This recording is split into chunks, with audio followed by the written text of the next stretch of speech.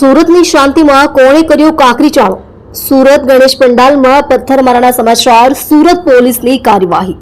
ગૃહ રાજ્યમંત્રી હર્ષભાઈ સંઘવીએ પોલીસ કમિશનરને આપી કડક સૂચના. ગૃહમંત્રીના આદેશ બાદ અધિકારીઓ થયા સક્રિય. સુરતની ઘટના પર ગૃહ રાજ્યમંત્રી હર્ષભાઈ સંઘવીની સીધી નજર. પોલીસે કોમ્બિંગ હાથ ધરી આરોપીઓને ઝડપી પાડ્યા. હર્ષભાઈ સંઘવીના આદેશ બાદ પોલીસ વિભાગની કડક કાર્યવાહી.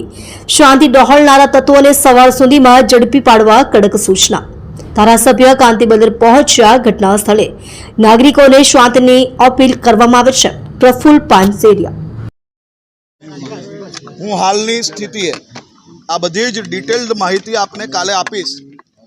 હમણાં મારી જવાબદારી રૂપે જ્યારે તપાસ ચાલુ હોય, કોમ્બિંગ ચાલુ હોય, ત્યારે આ રાજ્યના ગૃહમંત્રી તરીકે, આ વ્યવસ્થાના એક ભાગ તરીકે કોઈ બી પ્રકારના સ્ટેટમેન્ટ આપવા હમણાં એ યોગ્ય નથી. કાલે બપોરે હું આ વિષય પર ડિટેલ ચર્ચા કરીશ. કાલે મેં મારી ગાંધીનગરનો પ્રવાસ કેન્સલ કરેલો છે. આખો દિવસ હું સુરતમાં છું અને આ બાબતની આપણે ડિટેલ ચર્ચા કરશો. પરંતુ હું આપને વિશ્વાસ અપાવું છું, હું આખી રાત જાગેલો છું. અહીંયાથી પોલીસ ચોકી જવાનો છું. આ ગણપતિજીના ચરણોમાં જ બેઠો છું.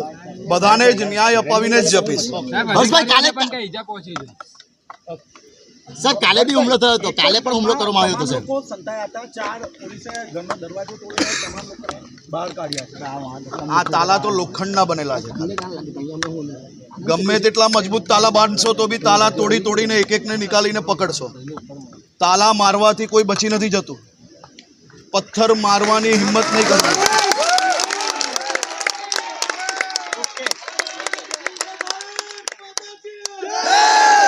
ગમે ત્યાં છુપાયા હશે અંદર લઈ જઈશું.